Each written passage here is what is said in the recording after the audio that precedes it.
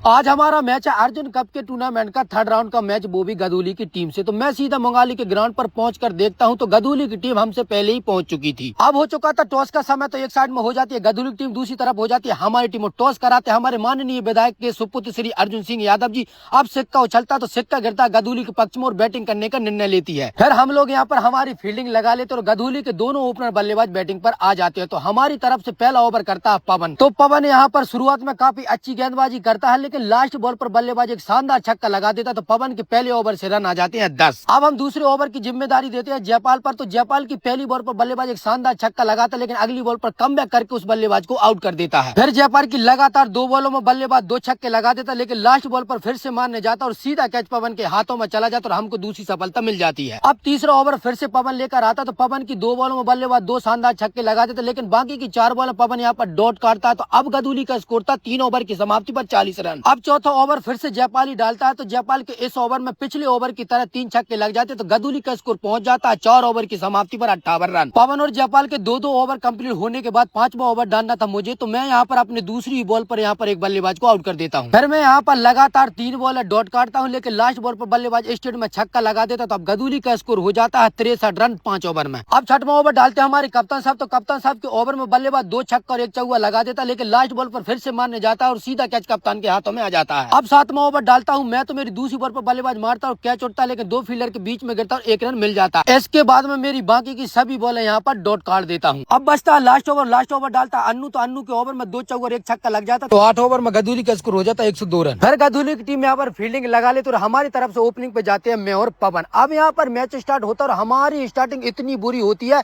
कि मात्र 20 रन के स्कोर पर पवन और जयपाल और तीसरे ओवर की लास्ट बॉल पर लॉन्ग ऑन पे मैं आउट हो जाता हूँ। लगातार 3 विकेट गिर जाने के बाद हमारी टीम की आधी उम्मीद तो खत्म हो चुकी थी, लेकिन अभी भी हमको थोड़ा विश्वास था, क्योंकि क्रीज पर था राजा। तो चौथे ओवर में राजा 2 चौके लगा देता, तो हमारा स्कोर पहुंच जाता है 28 रन 4 ओवर में। अब आता है मैच का 5वां ओवर। तो 5वें ओवर में लगातार यहाँ पर राजा 2 छक्के लगा देता और तीसरी बॉल पर यहाँ पर 1 रन ले लेता है। इसके बाद बाकी की 3 बॉल नीतीश डॉट खेल जाता, तो अब हमारा स्कोर पहुंच जाता है 5 ओवर की समाप्ति पर 43 रन। फिर 6वें ओवर में राजा काफी अच्छी बल्लेबाजी करता और इस ओवर में 3 छक्का और 1 चौका लगाकर हमारा स्कोर कर देता है 65 रन। अब हमको चाहिए थे 12 बॉलों में 37 रन, तभी 7वें ओवर की पहली बॉल पर राजा एक शानदार छक्का लगाकर हमारी उम्मीद बढ़ा देता और दूसरी बॉल पर दौड़कर 1 रन ले लेता है। तो अब हमको चाहिए थे 10 बॉलों में 30 रन, तभी यहाँ पर अन्नू बाकी की 4 बॉल डॉट खेल जाता है। तो अब हमको यहाँ पर जीत के लिए चाहिए थे 6 बॉलों में 30 रन। अब आता है मैच का लास्ट ओवर। तो लास्ट ओवर में राजा मात्र 2 चौके लगा पाता और यह मैच हम गदूली से 22 रनों से हार जाते हैं और इस टूर्नामेंट से बाहर हो जाते हैं। तो गाइस कल मिलते हैं न्यू ब्लॉग से, जब तक के लिए सभी के लिए जयराम जी की।